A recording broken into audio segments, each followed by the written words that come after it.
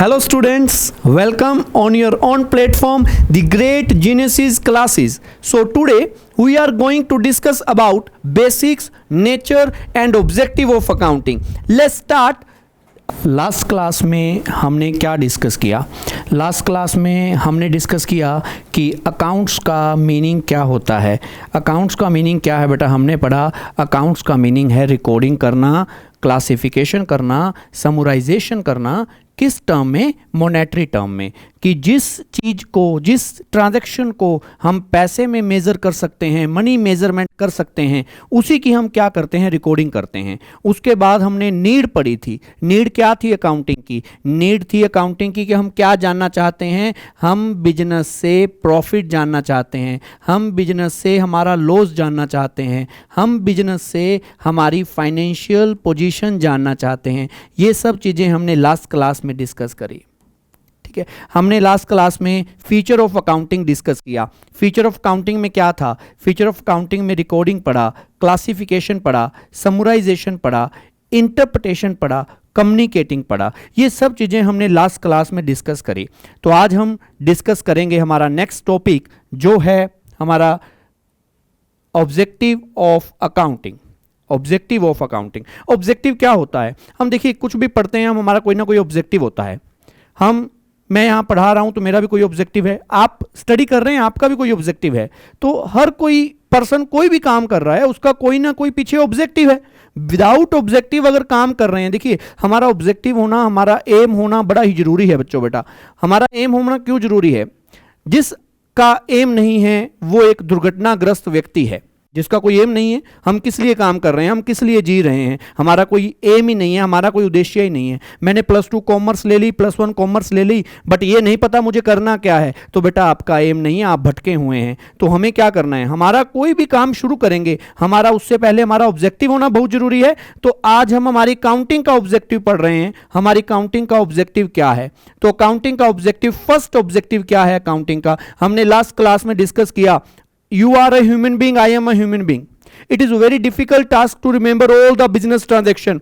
If I have 100 customer, if I have 100 supplier, so it is not possible to remember all the names of customer, all the name of supplier, all the transaction with the customer. तो जो उनके साथ मेरे लेन then होते हैं, जो उनके साथ मेरी ट्रांजेक्शन्स होती हैं, क्या उनको मैं याद कर सकता हूं? नहीं कर सकता. तो इसलिए हमारी अकाउंटिंग का पहला ऑब्जेक्टिव क्या होगा? To keep systematic record of a business transaction. तो हमारा पहला ऑब्जेक्टिव है कि हम अकाउंटिंग का रिकॉर्ड रखेंगे. हमारा मेन ऑब्जेक्टिव है अकाउंटिंग का रिकॉर्ड रखने के लिए, ताकि मैं कभी कुछ भूलूं ना. आप हमारा सब्सक्रिप्शन ले रहे हैं, आपका भी रिकॉर्ड हमारे पास है. क्या हमें ध्यान रहेगा बेटा कि थाउजेंड्स ऑफ स्टूडेंट्स हमारा सब्सक्रिप्शन ले रहे हैं, लैक्स ऑफ स्टूडेंट्स हमारा सब्सक्रिप्शन ले रहे हैं, हमें हमारा उनका रिकॉर्ड रखना पड़ेगा. रिकॉर्ड कौन रखेगा? रिकॉर्ड रखेगा अकाउंटिंग. तो सॉरी, रिकॉर्ड रखने का काम कौन करता है? अकाउंटिंग. सर रिकॉर्ड करते कहां पर हैं? रिकॉर्ड करते हैं बेटा जर्नल में और सब्सिडरी बुक्स में. हम रिकॉर्ड करते हैं जर्नल में और सब्सिडरी बुक्स में. उसके बाद उस रिकॉर्ड को कहां पोस्ट किया जाता है? पोस्ट का मतलब क्या होता है? देखिए बेटा, हम एक जगह से दूसरी जगह पर कोई चीज जब ट्रांसफर करते हैं उसको अपन ट्रांसफर का नेम देते हैं, ट्रांसफर करना. बट अकाउंटिंग लैंग्वेज में एक स्टेप से दूसरे स्टेप पे जब जाते हैं उसको क्या बोलते हैं बेटा? पोस्ट करना. तो हम जर्नल से ट्रांजैक्शन को कहां पोस्ट करते हैं? लेजर में. क्लियर बेटा? ये हमारा सेकंड स्टेप होता है, जैसा कि हमने लास्ट क्लास में डिस्कस किया. सेकंड हमारा मेन ऑब्जेक्टिव क्या है? ये ऑब्जेक्टिव हमने स्टार्टिंग में पढ़ा. स्टार्टिंग में कब पढ़ा? बिल्कुल पहले. क्या पढ़ा? कि हम अकाउंटिंग करते क्यों हैं, अकाउंटिंग का मेन ऑब्जेक्टिव क्या है, अकाउंटिंग की नीड क्या है. Every businessman want to know about their profit and loss of the business and their financial position of the business. तो एक बिजनेसमैन क्या जानना चाहता है? अपने बिजनेस से क्या जानना चाहता है कि मैंने तेरे में पैसा लगाया. एक बिजनेसमैन बिजनेस को कह रहा है कि मैंने तुझ में इन्वेस्ट किया, मुझे बता मेरा प्रॉफिट क्या है. तो हम प्रॉफिट जानना चाहते हैं. तो सेकेंड मेन ऑब्जेक्टिव है to calculate profit and loss. To calculate profit and loss, to know about the profit and loss of the business. तो कहां से मिलेगा हमें profit and loss? To profit and loss ascertain from the profit and loss count.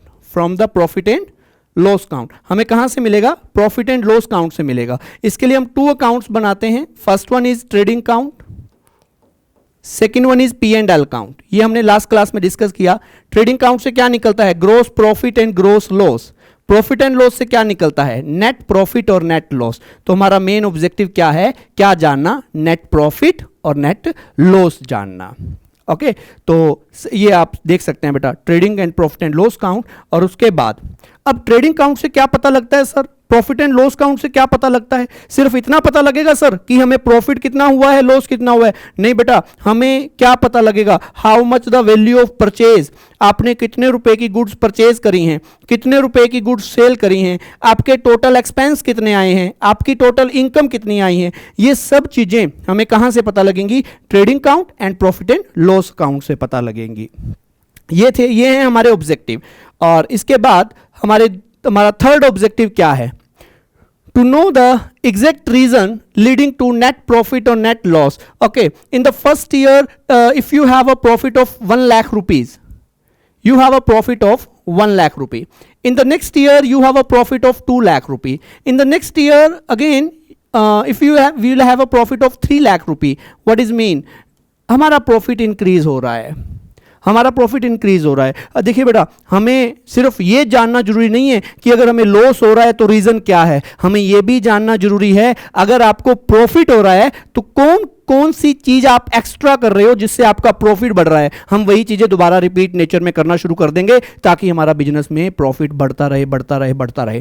तो हम to know the exact reason leading to net profit और net loss, हम ये जानना चाहते हैं किन रीजन की वजह से हमारा प्रॉफिट आ रहा है और किन रीजन की वजह से हमारा लॉस आ रहा है। उसके बाद हमारा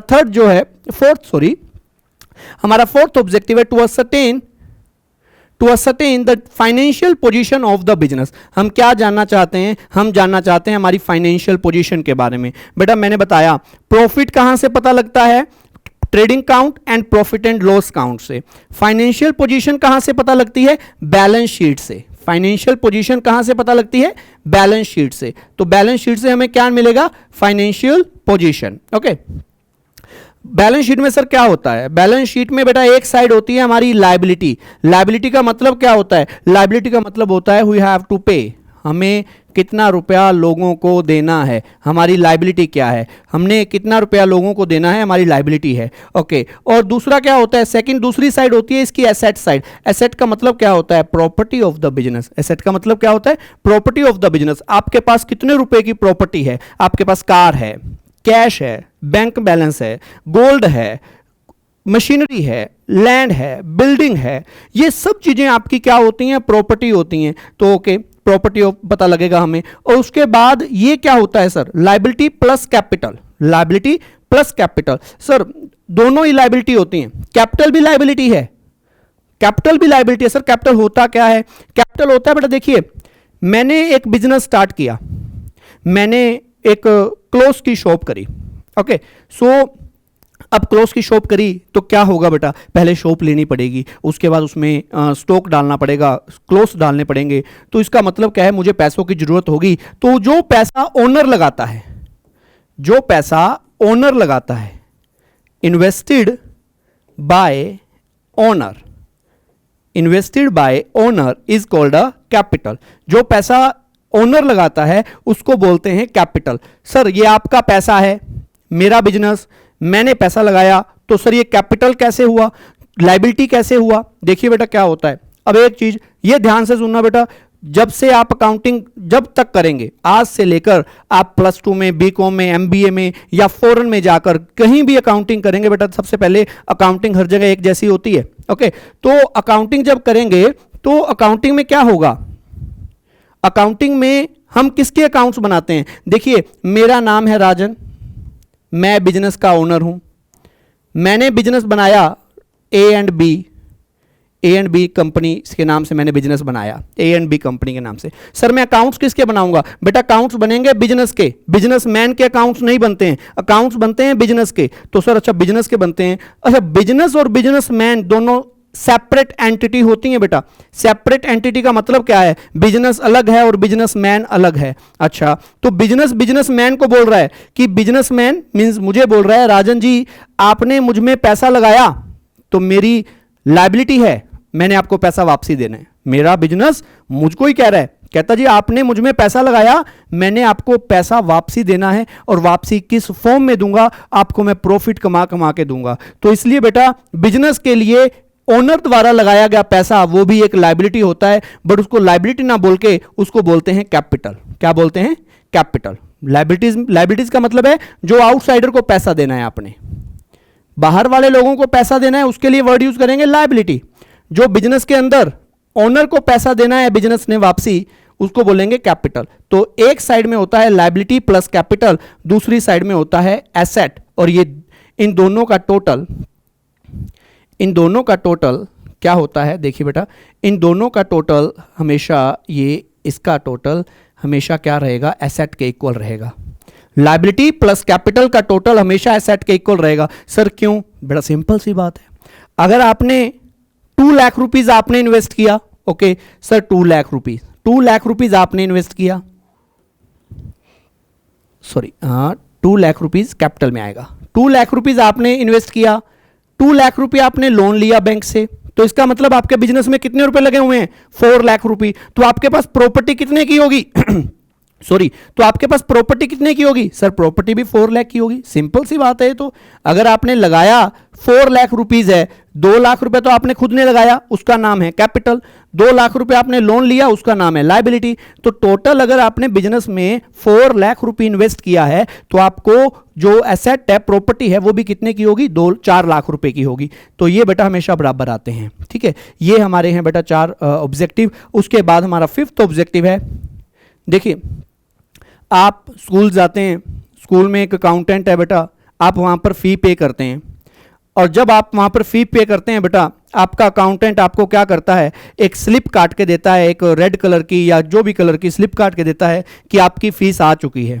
ओके बेटा, अगर वो फ़ीस स्लिप ना काट के दे, कल को आप आओ कि मैं पैसे दे के गया था, वो कहेंगे नहीं दे के गए सर आप, तो क्या होगा बेटा? तो इसमें ये फ्रॉड हो गया। आपके साथ भी फ्रॉड हो गया, बिजनेस के मालिक के साथ भी फ्रॉड हो गया। वो पैसा कहां गया? वो पैसा अकाउंटेंट की पॉकेट में गया। वो पैसा कहां गया? अकाउंटेंट की पॉकेट में गया। तो बेटा इसका मतलब है अगर कोई हिसाब किताब ना हो तो लोग धोखाधड़ी करेंगे आपके साथ।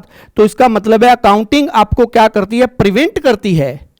अकाउंटिंग आपको बचाती है किस चीज से बेटा? एरर से और फ्रॉड से। तो accounting to prevent and detect error and fraud, गलतियों को ढूंढना, धोखाधड़ियों को ढूंढना, स्कैम को ढूंढना। अभी रिसेंटली बेटा जब हम प्लस 2 में तो एक स्कैम हुआ था, जब हम प्लस 2 में थे तो क्या स्कैम हुआ था?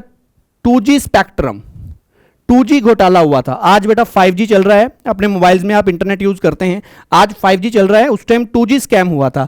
कितने का हुआ था? 1,76,000 करोड़ रुपए का स्कैम हुआ था। 1,76,000 करोड़ रुपए का उस टाइम का इंडिया के हिस्ट्री का सबसे बड़ा स्कैम था। ये किसने खोला ये स्कैम? ये खोला बेटा, स्कैम खोला कैग ने। किसने खोला? कैग ने। अब कैग क्या है? कैग एक डिपार्टमेंट है, competitor and auditor general of India. ये क्या है बेटा? ये एक डिपार्टमेंट है जो सरकारी, जो गवर्नमेंट कंपनीज हैं, गवर्नमेंट मिनिस्ट्रीज हैं, उनकी अकाउंटिंग करता है। और उसमें जैसे ही उनको फ्रॉड पता लगता है उसको निकाल के पब्लिक के सामने रख देता है कि इस डिपार्टमेंट में फ्रॉड हुआ है। तो ये कैग काम करता है, ये भी ये अकाउंटेंट का काम करता है। ऐसे कह लीजिए गवर्नमेंट कंपनीज के ऊपर, गवर्नमेंट मिनिस्ट्री के ऊपर ये कैग क्या करता है? एक अकाउंटेंट का काम करता है, फ्रॉड होने से बचाता है। ओके, उसके बाद है हमारा, हमने मेन ऑब्जेक्टिव पढ़ा। मेन ऑब्जेक्टिव हमने क्या पढ़ा? मेन ऑब्जेक्टिव हमने पढ़ा कि हमारी अकाउंटिंग क्या करती है। मेन ऑब्जेक्टिव क्या है? सबसे पहला है प्रॉफिट एंड लॉस कैलकुलेट करना, जो लास्ट क्लास में डिस्कस किया। फाइनेंशियल पोजीशन कैलकुलेट करना। इसके अलावा जो हमारे यूजर्स हैं, सर यूजर आपने बताए थे लास्ट क्लास में, क्या है यूजर? जिनका हमारे बिजनेस में कोई ना कोई लेना देना है, जिनका हमारे बिजनेस में कोई ना कोई लेना देना है, उनको बोलते हैं यूजर। तो बेटा वो जानना चाहते हैं कि आपके बिजनेस में प्रॉफिट हुआ या लॉस हुआ, तो उनको बताने के लिए बेटा हम क्या करते हैं? हमारी अकाउंटिंग का मेन ऑब्जेक्टिव है provide information to the user. Provide information to the user. तो यूजर को हम क्या करते हैं? इंफॉर्मेशन प्रोवाइड करवाते हैं। क्लियर बेटा, ये हमारे ऑब्जेक्टिव थे। तो होप आपको सारा समझ में आ गया होगा कि अकाउंटिंग का ऑब्जेक्टिव क्या है, अकाउंटिंग करते क्यों है बेटा आप। उसके बाद आता है हमारा फंक्शंस ऑफ अकाउंटिंग। देखिए बेटा इसमें 4 और 5th, जो 4 और 5 समथिंग है वो आप अपने आप ही कर सकते हैं। कैसे कर सकते हैं, देखिए थोड़ा सा एक asset of the business, clear, done. तो देखिए बेटा अब क्या है, फंक्शंस। फंक्शंस का मतलब क्या होता है सर, कार्य। फंक्शन का मतलब होता है कार्य। अकाउंटिंग के कार्य क्या हैं, ये भी बेटा ऑब्जेक्टिव से मिलता जुलता है। तो सबसे पहले जैसे आपने ऑब्जेक्टिव पढ़ा था, क्या पढ़ा था, to keep complete and systematic record, same to same बेटा, कि अकाउंटिंग का पहला काम है maintain complete and systematic record of business transaction in monetary terms, पैसे की टर्म्स में रिकॉर्ड रखना। सेकेंड ऑब्जेक्टिव है preparation of financial statement. Sir financial statement किसको बोलते हैं, फाइनेंशियल स्टेटमेंट बोलते हैं बेटा ट्रेडिंग अकाउंट को। 3 अकाउंट आते हैं इसके अंदर, trading account, profit and loss account और बैलेंस शीट। ये इन तीनों को बोलते हैं फाइनेंशियल स्टेटमेंट। तो बेटा हमने ऑब्जेक्टिव में भी पढ़ा, हम क्या बनाते हैं, प्रॉफिट एंड लॉस जानने के लिए ट्रेडिंग अकाउंट और प्रॉफिट एंड लॉस अकाउंट बनाते हैं, और फाइनेंशियल पोजीशन जानने के लिए बैलेंस शीट बनाते हैं। तो प्रिपरेशन ऑफ फाइनेंशियल स्टेटमेंट ये अकाउंटिंग का काम है। उसके बाद हमने क्या पढ़ा बेटा, हम हमारे यूजर्स के साथ हमारे रिजल्ट को कम्युनिकेट करते हैं। हमने स्टार्टिंग में एक लाइन पढ़ी थी, accounting is a language of business. Accounting business की भाषा है जो क्या करती है, जो दूसरे लोगों के साथ बिजनेस की बातचीत को शेयर करती है। तो अकाउंटिंग के तीसरा ऑब्जेक्टिव है, फंक्शन है communicating the result to the user. Communicate करना हमारे रिजल्ट्स को यूजर्स के साथ। यूजर कौन है, जिनका हमारे बिजनेस में कोई ना कोई इंटरेस्ट है, जिनका हमारे बिजनेस में कोई लेन देन है, जिनका हमारे बिजनेस में या तो उन्होंने हमें पैसा दे रखा है या हमसे पैसा ले रखा है, तो वो सब चीज़ें आ जाती हैं। उसके बाद आता है प्रोवाइडिंग असिस्टेंस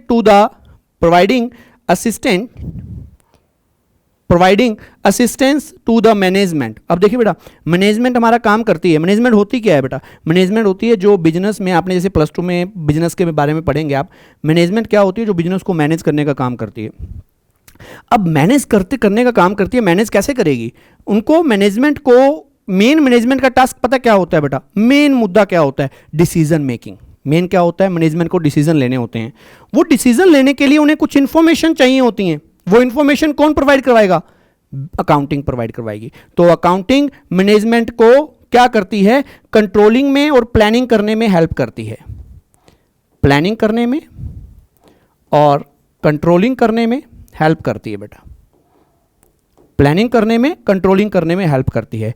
उसके बाद आता है ट्रस्टीशिप। ये बड़ा ही अच्छा टॉपिक है, पॉइंट है। ट्रस्टीशिप क्या होता है, देखिए बेटा ट्रस्टीशिप क्या होता है, मैं आपको यहां पर बता रहा हूं। कंपनी के केस में इसको यूज किया जाता है।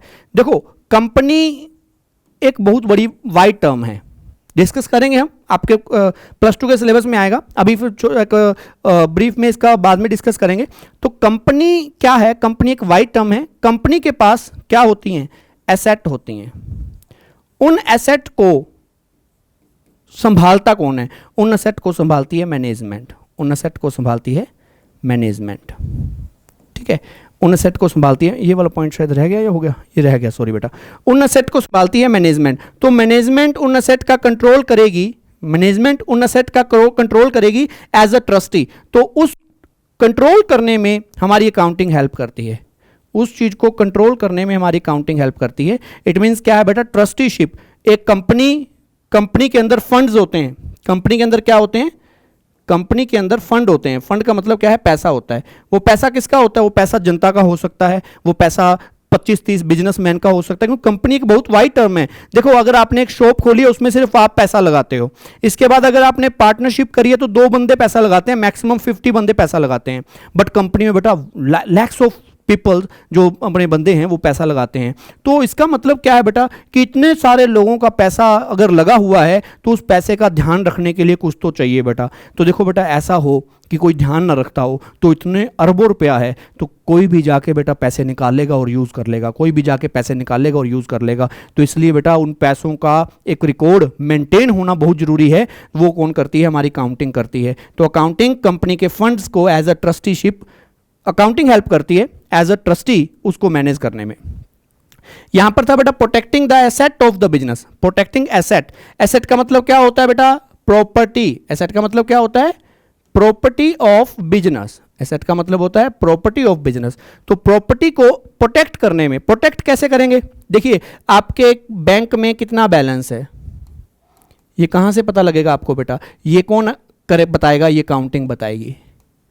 आपके पास कितने रुपए की लैंड है, ये कौन बताएगा? काउंटिंग बताएगी। आपके पास कैश कितना है, ये कौन बताएगा? काउंटिंग बताएगी।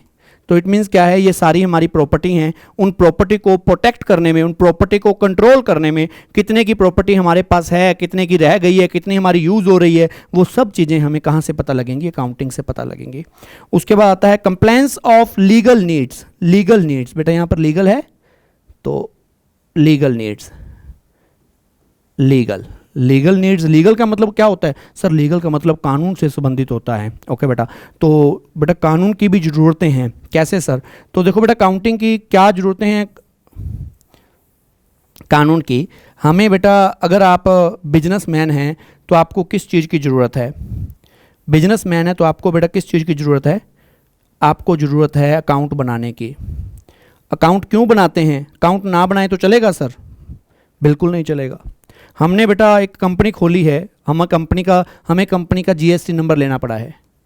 हमें कंपनी का जीएसटी नंबर लेना पड़ा है। जीएसटी नंबर लेने के बावजूद जो हमें इनकम आती है, उस इनकम के लिए हमें इनकम टैक्स फिल करना पड़ता है, इनकम टैक्स की रिटर्न भरनी पड़ती है। तो बेटा कानून की, गवर्नमेंट की कुछ एजेंसियां हैं, जैसे इनकम टैक्स डिपार्टमेंट है, जीएसटी डिपार्टमेंट है, तो उन डिपार्टमेंट की कुछ लीगल नीड्स हैं कि उनको हमसे क्या चाहिए? उनको हमसे रिटर्न चाहिए। क्या रिटर्न चाहिए? कि बताइए सर आपका कितना बिजनेस हो गया, बताइए सर आपकी इनकम कितनी हुई। तो ये इनकम कौन बताएगा मुझे? मेरी अकाउंटिंग बताएगी। और कौन बताएगा मुझे? अकाउंटिंग से तो पता लगेगा ना मुझे इनकम कितनी हुई है। जीएसटी से पता लगेगा, जीएसटी की जब अकाउंटिंग करेंगे उससे पता लगेगा मेरा सेल कितने का हुआ है, तो जीएसटी किस पर लगेगा? सेल पर लगेगा। क्लियर? तो जो लीगल नीड्स हैं, जो गवर्नमेंट एजेंसियों की रिक्वायरमेंट हैं, जो गवर्नमेंट एजेंसी हैं, गवर्नमेंट एजेंसी का मतलब क्या है?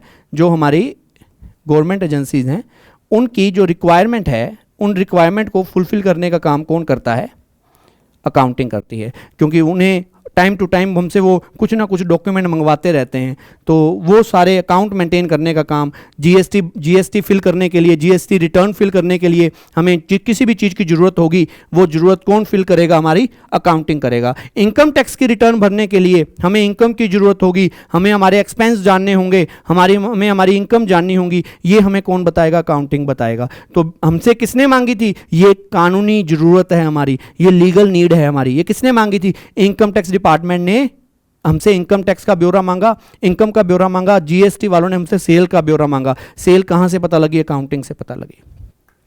उसके बाद है हमारी फिक्सिंग रिस्पॉन्सिबिलिटी। ये भी बड़ा अच्छा फंक्शन है बेटा। फिक्सिंग रिस्पॉन्सिबिलिटी क्या होता है? हमारी अकाउंटिंग में बहुत सारे डिपार्टमेंट होते हैं, हमारी यहाँ पर भी बहुत सारे डिपार्टमेंट हैं। जैसे कि आपके स्कूल में बेटा कॉमर्स डिपार्टमेंट है, साइंस डिपार्टमेंट है, आर्ट्स डिपार्टमेंट है, जिसे आप ह्यूमैनिटी का नाम देते हैं आजकल। तो उन सभी डिपार्टमेंट है। वैसे ही बेटा बिजनेस में बहुत सारे डिपार्टमेंट होते हैं, production department, sale department, finance department. तो ऐसे बहुत सारे डिपार्टमेंट हैं। उन डिपार्टमेंट में हर एक डिपार्टमेंट का जो हेड है, हर एक डिपार्टमेंट का जो एचओडी है, हेड ऑफ डिपार्टमेंट, उसकी कुछ ना कुछ रिस्पॉन्सिबिलिटी बनती है कि आपके डिपार्टमेंट से क्या प्रॉफिट आ रहा है, आपका डिपार्टमेंट कैसा चल रहा है। तो अकाउंटिंग हर डिपार्टमेंट की रिस्पॉन्सिबिलिटी फिक्स करती है बेटा। अकाउंटिंग हर एक डिपार्टमेंट की रिस्पॉन्सिबिलिटी क्या करती है? फिक्स करती है बेटा। ये थे हमारे फंक्शन। इसमें हाफ से ज़्यादा फंक्शन तो बेटा आपके क्या हैं? मिलते जुलते हैं। किस चीज़ से? यहाँ पर बेटा एसेट आएगा। आपके मैक्सिमम फंक्शन हमारे ऑब्जेक्टिव ऑफ अकाउंटिंग से मिलते जुलते हैं, जो कि हमने डिस्कस कर लिए हैं। ठीक है बेटा। उसके बाद हमारा आता है बेटा, ये बड़ा ही इंटरेस्टिंग टॉपिक है। अब इस टॉपिक में क्या है? अभी हम इस टॉपिक में, इस क्लास में हम बुक कीपिंग अकाउंटिंग के बारे में पढ़ेंगे बेटा। तो क्या होता है? सबसे पहले एक टर्म आती है हमारी बुक कीपिंग। एक टर्म आती है हमारी बुक कीपिंग, दूसरी टर्म आती है अकाउंटिंग, तीसरी टर्म आती है अकाउंटेंसी।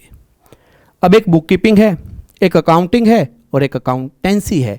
यहाँ पर बेटा अकाउंटेंसी है, यहाँ पर अकाउंटेंसी है, अकाउंटेंसी। बड़ा ही प्यारा शब्द है अकाउंटेंसी। अब बेटा और आप +1 की बुक एक बार अगर आपके सामने बुक पड़ी है तो बुक को बंद करके देखेंगे ना बेटा, देखिए उस पर क्या लिखा है, उस पर अकाउंटेंसी लिखा हुआ है। ठीक है, तो सर अकाउंटेंसी में क्या डिफरेंस है वो मैं बताऊंगा बेटा।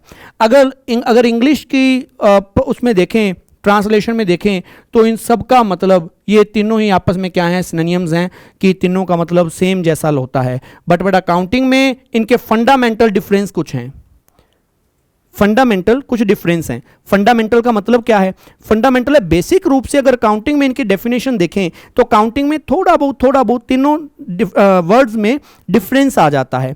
जैसे कि हमारा पहला, हम अकाउंटिंग का मीनिंग पढ़ते हैं।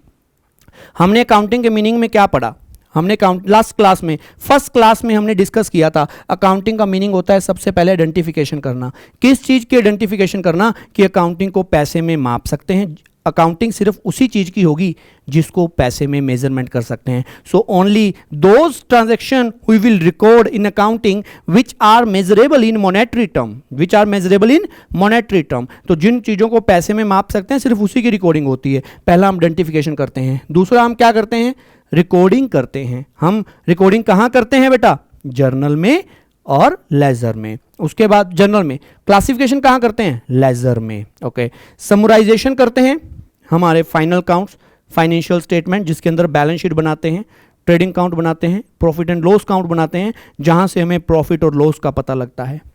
एनालाइज करना, एनालाइज करना क्या होता है सर, एनालाइज करना होता है किसी चीज़ की डेप्थ में स्टडी करना, किसी चीज़ को तोड़ तोड़ के कंपेयर कर करके स्टडी करना। तो ये भी हम काम करते हैं। सर कैसे करेंगे कंपेयर करके स्टडी, हम ये देख सकते हैं बेटा लास्ट ईयर में हमारा प्रॉफिट कितना था और इस साल कितना है, लास्ट ईयर में हमारी एक्सपेंस कितने थे, इस साल में एक्सपेंस कितने हैं। हमारे सामने एक और दुकान है, कपड़ों वाली दुकान, क्लोथ शॉप एक और है, उसका प्रॉफिट कितना है और हमारा प्रॉफिट कितना है। तो हम सब ये चीज़ें कंपेयर कर सकते हैं। उसके बाद होता है इंटरप्रिटेशन। इसका मतलब होता है, आपने पढ़ा बेटा लास्ट क्लास में, आप अगर नहीं आपको भी ध्यान तो आप लास्ट क्लास में जाकर दोबारा देख सकते हैं। बट इंटरप्रिटेशन का मतलब क्या होता है, हमने बहुत अच्छे तरीके से वहाँ पढ़ा कि इंटरप्रिटेशन का मतलब होता है रिजल्ट को कम्युनिकेट करना, रिजल्ट को एक्सप्लेन करना, किन के आगे, यूजर्स के आगे। वही सेम मीनिंग कम्युनिकेट का होता है। कम्युनिकेट का मतलब होता है हमारे जो इंटरेस्टेड पार्टी हैं उनके साथ अपने रिजल्ट्स को, अपनी रिपोर्ट्स को कम्युनिकेट करना, शेयर करना इंडिविजुअल रिक्वायरमेंट के अकॉर्डिंग। तो ये हमारी एक प्रॉपर अकाउंटिंग की डेफिनेशन है। बट यहाँ पर अभी मैं क्या करने वाला हूँ बेटा, हम यहाँ पर बुक कीपिंग और अकाउंटिंग में डिफरेंस क्रिएट करने वाला हूँ। तो देखिए बेटा क्या होता है, आइडेंटिफिकेशन। आइडेंटिफिकेशन का मतलब क्या है, पैसे में माप सकते हैं या नहीं माप सकते, पहले ये चेक करना पड़ेगा। उसके बाद ही रिकॉर्डिंग करेंगे। जिस चीज़ को पैसे में नहीं माप सकेंगे बेटा उसकी रिकॉर्डिंग नहीं करेंगे। तो हम रिकॉर्डिंग किस चीज़ की करेंगे, जिस ट्रांजैक्शन को हम पैसे में माप सकते हैं। ठीक है, only those transaction we will record which are measurable in monetary term, which are measurable in monetary term. तो उसके बाद हम क्या करेंगे, रिकॉर्डिंग करेंगे, उसके बाद हम करेंगे क्लासिफिकेशन। तो ये जो प्रोसेस रहता है, देखिए बेटा ये जो प्रोसेस रहता है इसको बोलते हैं बुक कीपिंग। बुक कीपिंग का मतलब मीनिंग क्लियर हो गया सर, क्या होता है, book keeping is an art of, book keeping is an art of recording and classification of monetary transaction. Bookkeeping is an art of recording and classification of a monetary transaction. तो इसका मतलब sir क्या हुआ, ये एक proper definition थी, आपने इसको यहां से कट कर दिया। यहां तक का पार्ट क्या कहलाता है बेटा, book keeping is called a book keeping. Clear बेटा।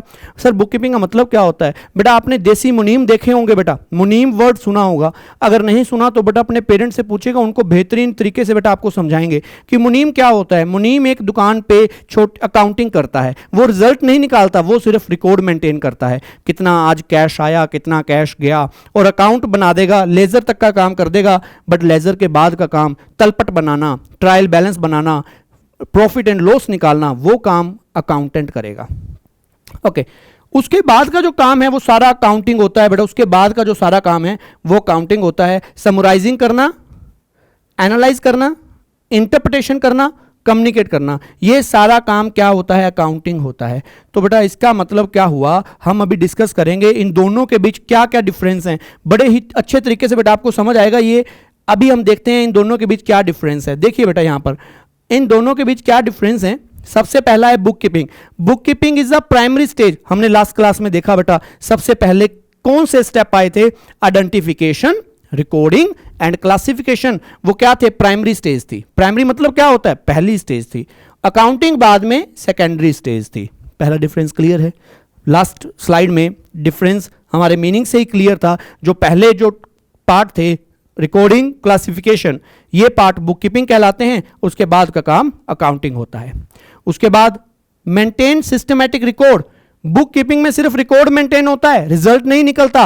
रिजल्ट कहां निकलता है, अकाउंटिंग में। बड़ा ही अच्छे तरीके से, बड़ा बहुत ही सिंपल, बहुत ही इजी। बुक कीपिंग कौन करता है, बुक कीपिंग जूनियर स्टाफ करता है बेटा, और अकाउंटिंग कौन करता है, सीनियर स्टाफ करता है। बुक कीपिंग कौन करेगा, जूनियर स्टाफ, जिनको लिमिटेड सी नॉलेज है अकाउंटिंग के बारे में, उनको हायर नॉलेज नहीं है। तो सर ये भी एक डिफरेंस बन गया। Book keeper has a limited knowledge, उनके पास क्या है, बुक कीपर के पास क्या है, लिमिटेड नॉलेज है। But accountant has a higher knowledge, accountant के पास हायर नॉलेज है। ओके, और बुक कीपिंग का काम क्या होता है, डेली का होता है। बुक कीपिंग काम डेली का होता है। सर कैसे, देखिए बेटा, एक मुनीम बैठा है मेरे पास, अकाउंटेंट बैठा है, उसको मैं अकाउंटेंट नहीं बोलूंगा, उसको मैं बुक कीपर बोलूंगा। बुक कीपर बैठा है मेरे पास, आज मेरे पास कैश आया, बुक कीपर रिकॉर्ड करेगा। मेरे पास से कैश गया, बुक कीपर रिकॉर्ड करेगा। मेरे पास सेल हुई, बुक कीपर रिकॉर्ड करेगा। वो डेली का रिकॉर्ड करता है, रिजल्ट नहीं निकालता। सर रिजल्ट कब निकलते हैं, रिजल्ट निकलते हैं बेटा 31 मार्च को, जब हमारा काउंटिंग ईयर कंप्लीट होता है। काउंटिंग ईयर क्या होता है, आपके लिए नई टर्म होगी काउंटिंग ईयर। देखिए बेटा, आपने आपसे पूछा ईयर कहां से स्टार्ट होता है, कहां पर खत्म होता है। आपने कहा सर 1 जनवरी हम न्यू ईयर सेलिब्रेट करते हैं और 31 दिसंबर को हमारा साल कंप्लीट हो जाता है। बेटा हमारे यहां ऐसा नहीं होता। हमारे यहां का मतलब हमारी काउंटिंग में ऐसा नहीं होता। अकाउंटिंग में हमारा जो न्यू ईयर है वो स्टार्ट होता है 1 अप्रैल से, 1 अप्रैल से। और कहां खत्म होता है बेटा, 1 अप्रैल से लेकर 31 मार्च तक। क्लियर। उसके बाद आता है, ये काम रूटीन का है और ये काम क्या है, एनालिटिकल नेचर है। एनालिटिकल नेचर का मतलब क्या होता है कि इसमें एनालाइज करने का काम किया जाता है, इसमें प्रॉफिट निकालने का काम किया जाता है। तो बेटा बुक कीपिंग वालों को एनालिटिकल स्किल्स की जरूरत नहीं होती। ये भी एक डिफरेंस कर सकते हैं। बुक कीपिंग वालों को एनालिटिकल स्किल की जरूरत नहीं होती, उन्हें किसी चीज से कंपेयर नहीं करना होता। कंपेयर क्या होता है, कंपेयर तो रिजल्ट होता है। रिजल्ट कौन निकालेगा, काउंटिंग निकालेगी। तो बुक जो काउंटिंग है, जो अकाउंटेंट हैं, उनको एनालिटिकल स्किल्स की जरूरत होती है। ठीक है बेटा, ये डिफरेंस है। Most important topic of first chapter. उसके बाद आता है अकाउंटेंसी। इस टॉपिक को हम यहां पर देखिए अकाउंटेंसी से आप कंक्लूड करेंगे। अकाउंटेंसी क्या होता है, आपकी बुक के फर्स्ट फ्रंट पेज पे आप बुक को बंद करके देखिए, उस पे अकाउंटेंसी लिखा हुआ है। अकाउंटेंसी का मतलब क्या होता है, अकाउंटेंसी का मतलब होता है प्रिंसिपल्स, सॉरी, अकाउंटेंसी का मतलब क्या होता है, principles, technique, principle, technique. Principle और टेक्निक का मतलब क्या है, कुछ टेक्निक्स हैं जिनसे हम अकाउंटिंग करते हैं। Principle and technique which are applied in accounting. जो प्रिंसिपल, जो रूल, जो रेगुलेशन, जो टेक्निक्स हम यूज करेंगे अकाउंटिंग करते वक्त, जो चीजें हमें यह बताएंगी कि काउंटिंग करने कैसे हैं। +1 में नाम हमारा अकाउंटेंसी रखा गया, बुक का नाम। रीजन क्या था, क्योंकि हमें +1 में यह बुक बताएगी कि काउंटिंग करनी कैसे है, अकाउंटिंग के रूल्स के बारे में बताएगी। तो accounting which are applied in accounting is called accountancy। तो accountancy का मीनिंग क्या हुआ, accountancy refer to the principal technique which are applied in accounting is called accountancy। तो accountancy का एक हमारे कॉलर हैं, कॉलर एक मतलब कह लीजिए एक राइटर हैं, उन्होंने बताया accountancy के बारे में, entire body of the theory and practice of accounting. Accounting की जो थ्योरी है और अकाउंटिंग की जो प्रैक्टिस है उसको बोला जाता है अकाउंटेंसी। ये भी आपके लिए। तो बेटा आज हमने क्या पढ़ा, आज हमने ऑब्जेक्टिव पढ़े, बिजनेस के ऑब्जेक्टिव क्या हैं। उसके बाद हमने पढ़ा, ऑब्जेक्टिव के बाद हमने पढ़े फंक्शंस, अकाउंटिंग का काम क्या है। ऑब्जेक्टिव और फंक्शन लगभग मिलते जुलते हैं बेटा, तो इसमें आप कंबाइन करके अच्छे ढंग से उसको कर सकते हैं। उसके बाद हमने पढ़ा book keeping, accounting and accountancy, ये हमने डिस्कस किया बेटा। तो आशा करते हैं बेटा आपको बड़े ही अच्छे तरीके से समझ आ गया होगा। Thank you so much. मिलते हैं नई क्लास में अगले टॉपिक्स के साथ। Thank you.